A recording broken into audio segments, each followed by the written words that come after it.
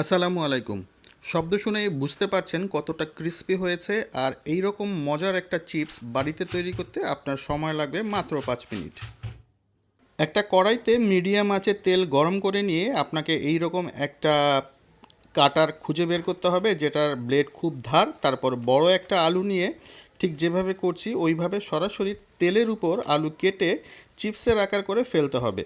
এই অবস্থায় এসে চুলার আঁচটা একদম কমিয়ে দিতে হবে, অর্থাৎ মিডিয়াম এবং লোয়ের মাঝামাঝি রাখতে হবে। আর একটু নেড়ে চেড়ে এটাকে ব্রাউন কালার হওয়া পর্যন্ত ভেজে নিতে হবে। তবে খুব একটা গোল্ডেন ব্রাউন করা যাবে না, যদি বেশি করেন তাহলে একটু পোড়া পোড়া স্বাদ চলে আসতে পারে।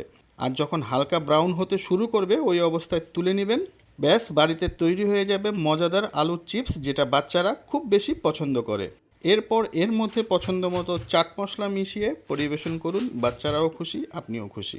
ভালো থাকবেন, ধন্যবাদ।